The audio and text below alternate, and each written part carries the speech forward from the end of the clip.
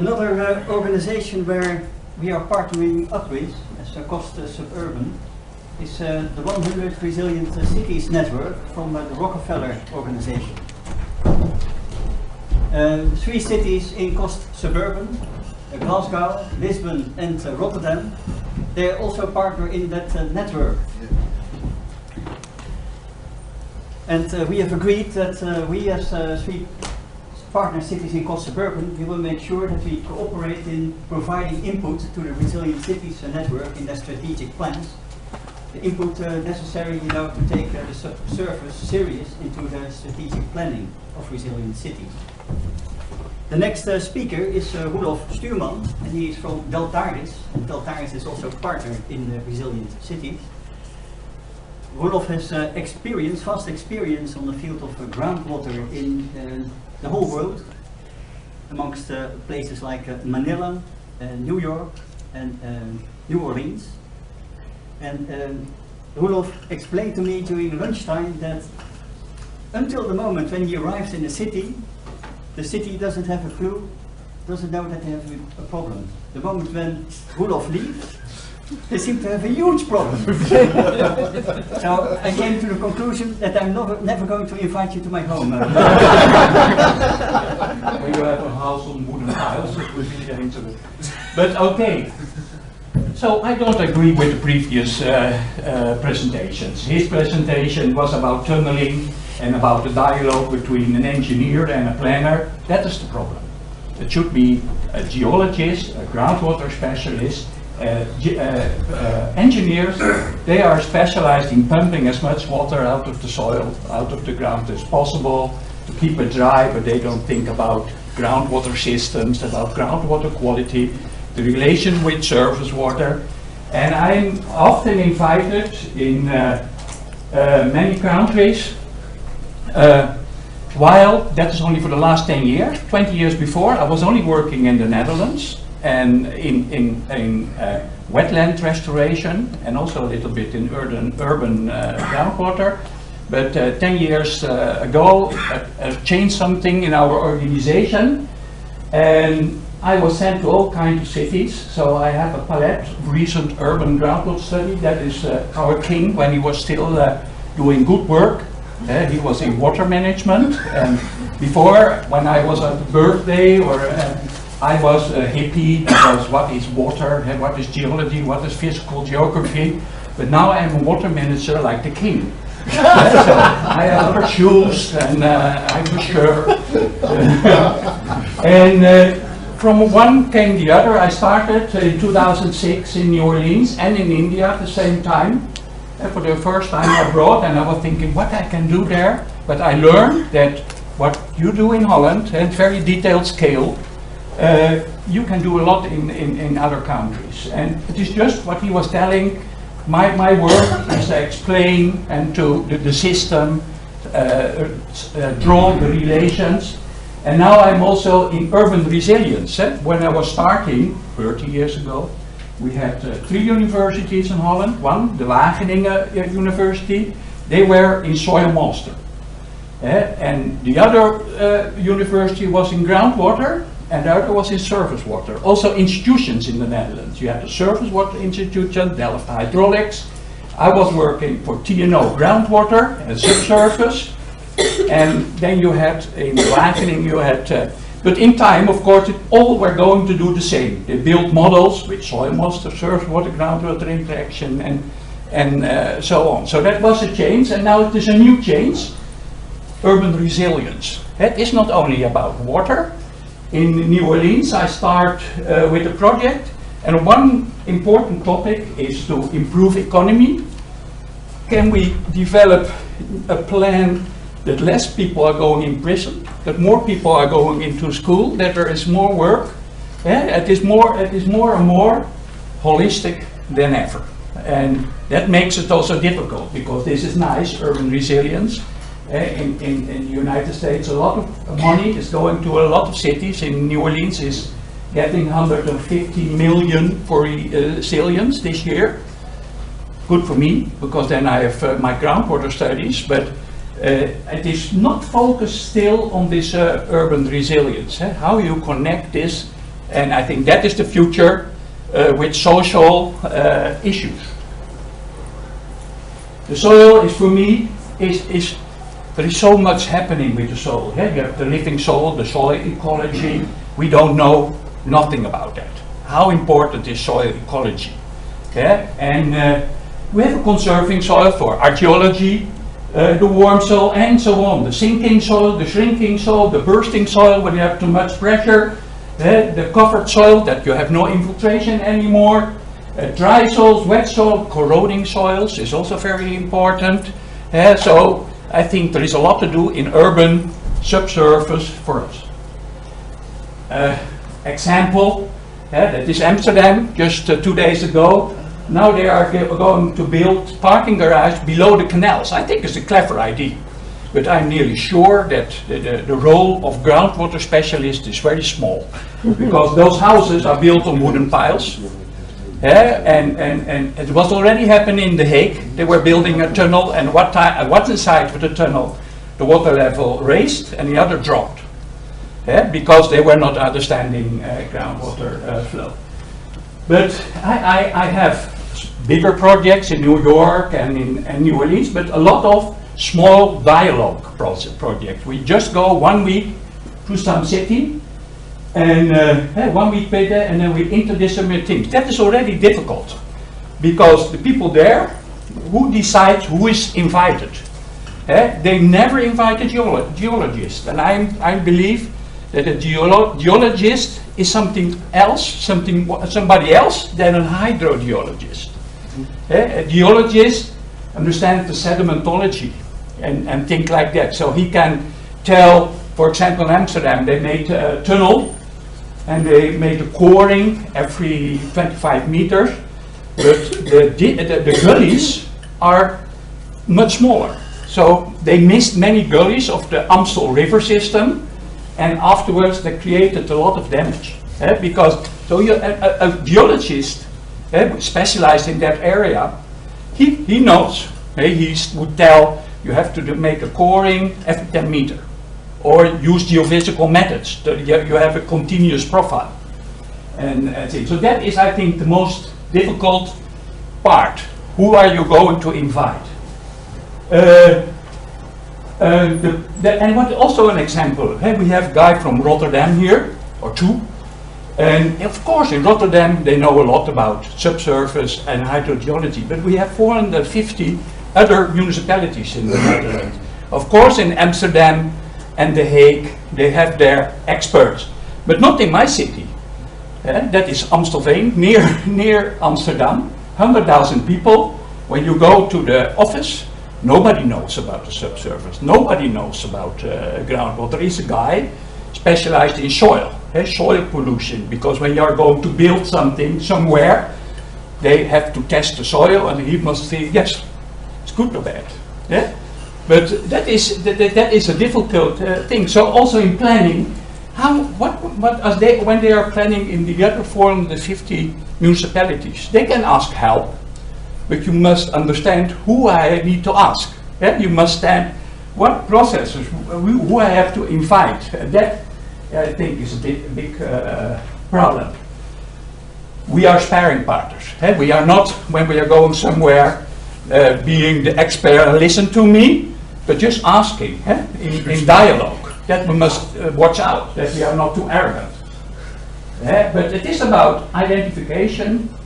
It is about learning by drawing. Often, nobody also here, I think, will tell, I don't know. Thus, when I ask him how's working here, then he will draw it on, and then I look in the eyes of the other people. I don't trust it, because he was looking very weird. And then ask him, are you going to draw? And in that way, at the end, we understand the system. We always have a final presentation with the public, also at the start, because the public knows a lot. For example, I was in Hafar al-Batin in Saudi Arabia, a village in the desert, and very vulnerable for wadi flooding. That when it is going to rain, but nobody knows, there is nobody matters. And then you go to ask, do you have information about flooding? No. we have no data. And then ask your father. They took their telephone. And ask your grandfather. Took their telephone. And the others were asking. And in an hour we had a timeline of flooding issues during that period. That is the public you need when you have no data. Most time in this planning, I don't know how many planners are here, the subverse is black or yellow.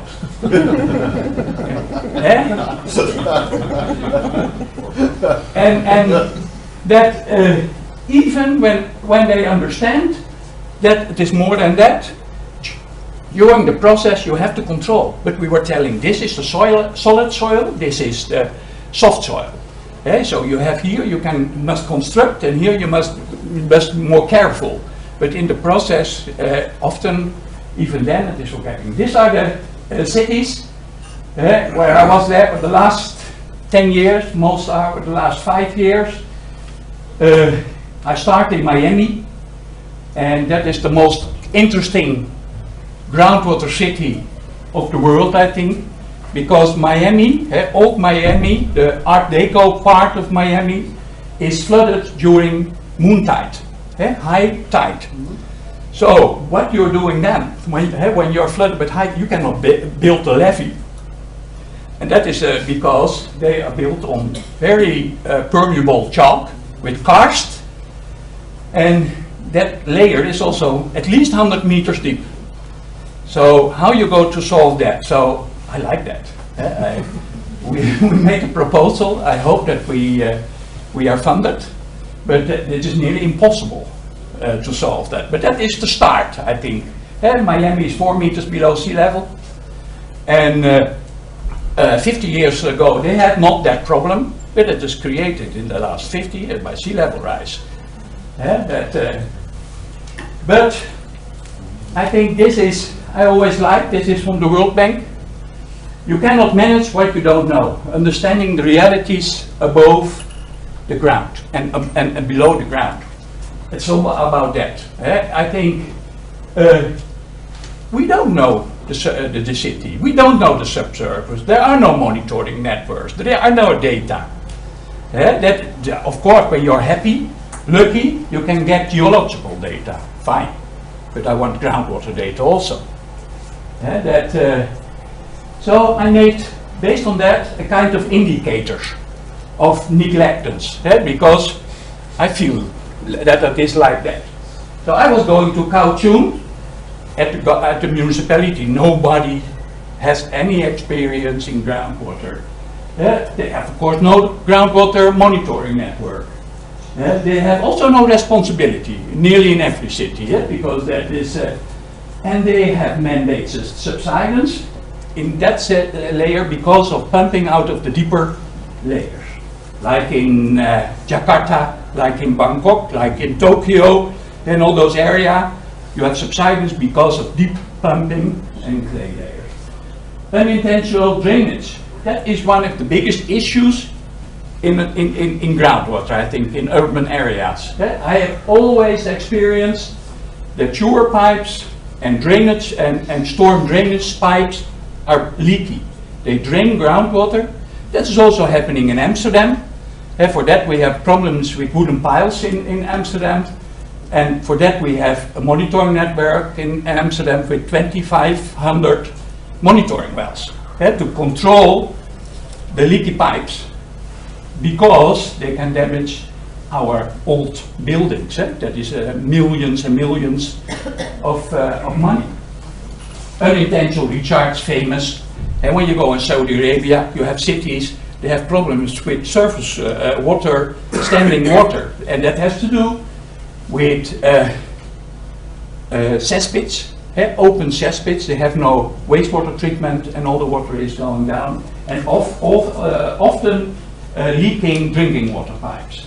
Salinization. So I was doing that for every thing. Now, monitoring networks, never. Especially in Amsterdam, and the next, in Nassau County. Nassau County is on Long Island, neighbor of New York, part of New York State. And why they had the monitoring network there is because they are depending on this groundwater for their drinking water supply. That's the only, and it is also very bad designed, but they have. But then they were seeing that the water level was dropping, and then they, and when you read at their municipality, there's no problem that it was dropping 5 meters, 15 feet, because below there is still 100 meters of fresh water. So also there is something of public works, not understanding groundwater and groundwater processes of salinization, because when it is 5 meters going down, it will also be coming up, and it will also, you get saltwater intrusion from the seaside. Bangkok and in Mumbai and in all those countries, they have in New Orleans, in New Delhi, they have the hydraulic head. That's something else than the groundwater level. You have the phreatic groundwater level. That is when you make a pour and you find water standing. That is sure. But when you make 100 meter deep, you measure pressure. The hydraulic head. And in all those cities, the hydraulic head is at least 100 meters dropped, 100 meters. And in those layers, you have clay, and that are soft clay layers, and because of the lower pressure, the clay layers in the deeper parts are becoming thinner, and then you get a gradual. And what they don't consider, or even in Jakarta, in Bangkok, and all those other cities, is that at the same time they have also leaking storm drainage pipes, sewer pipes. They are pumping shallow groundwater. So now everybody is focused on this deep, but sure that it will not help, because you have also the shallow part, and that's more difficult. And why is that nearly always a problem? That is because, for example, in Delhi, the drinking water supply is so bad that they have, how many minutes I have? Well, they is so bad that they are putting wells in their private gardens. So wells everywhere, because the drinking water supply is not good. For that it is dropped. Okay, these are my conclusions. The responsibility for management of urban subsurface and urban groundwater is nearly always unclear. And for example, in New Orleans, they don't want to be clear, because they are responsible for the subsidence, for the damage of the buildings, the damage of the roads, and so they don't want that. And you can't manage what you don't know. They don't know. In New Orleans, when I was arriving there, it was 2 meters below sea level, but they didn't know, and they didn't know why. They were beginning. They were telling that it was because of the oil and gas industry, but it's only by drainage of the storm drainage pipe. That was the only reason. They don't know. Demystify groundwater. That is the thing. And also geology. We should be more clear, less scientific language, and make drawings that understand the politician, but even the newspaper. Also in New Orleans, when I was there in the beginning, it was not going well. But when I was speaking with the newspapers, they were making an article, and the pitch was not happy, but then it was coming back. Determine the long-term cost of neglected subsurface management. I was in Amsterdam. Subsidence, we have no problem with that. And I say, how do you have no problems? Now, what they were doing, when there was some damage, they were sending somebody there, and he was solving the problem. And that they were doing everywhere. But they were not calculating how many times they were doing that, and how many costs they were making for this damage, etc. So I think that is a very important part, to determine the cost of neglecting groundwater and geology. What's it there? Oh yeah, the awareness process. Now that we all agree, solutions start sinking soft soil cities need strong governance. It's just Amsterdam, just New Orleans, just Bangkok, Jakarta need very strong governance, and that is not easy. This is my last slide. I had 50 more, but okay. Subsidence often related to pumping, but difficult to change groundwater use. How you can use groundwater pumping in Delhi when you have no drinking water anymore, or in Jakarta? Sustainable drainage of shallow groundwater is often neglected. Most people don't know that even when they construct the system below, the pipes are 2 meters long, they are connected, and often they are connected in a way that groundwater can flow in the pipe. Well-designed groundwater monitoring networks are very rare. Sometimes they come, we have a monitoring network, they have a well near the petrol garage because they must do that for soil quality or something. Low elevated coastal cities on permeable subsurface are already vulnerable for sea level rise. Miami, but also the Barrier Island at the east side of the United States, some islands in Oceania. We should make a map, I think they already. Where are those cities? Because that is really the issue of the coming years. I think the solution is the solution to store rainwater and fight urban flooding inside the well, outside the city. And what I mean is that urban flooding is a big problem. We think often about using the subsurface for storing rainwater to reduce urban flooding. But Bangkok, for example, is flooded because all the water is coming from the north by the river. So it is, and there are very many opportunities to store it somewhere in that area. And in the summer they complain that they have no water. They have drought. And all the water, like in India also, is flowing into the sea where you don't need it. And you have 3 months of monsoon, and then all the water is in the sea, and then we have no water. It's your problem. What is also happening is that wastewater, treated wastewater, is always sent into the river or in the sea, while we should treat it in a better way and infiltrate and recharge the groundwater system in that way.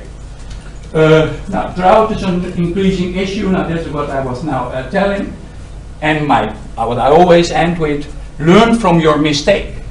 What we were doing with planning and solutions and etc. and what not going well. Nobody is transparent about these mistakes. We not, the consultants not, the government not. I think when we collect that, we can learn a lot. We also learn a lot more about the system. Thank you.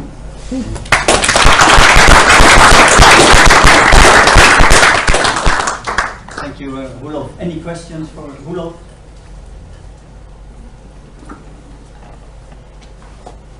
No questions from the group? I have a question, Roelof. Oh. Concerning awareness in the center of Amsterdam, where a lot of these houses are built on wooden piles. Yeah. I think that people are very much aware of the costs of neglect of groundwater. You said that people were not aware of it, but these people are very aware because they know exactly what it costs, 60,000 euros per house. Still, there are a lot of people buying a house without knowing that they have a house on wooden piles.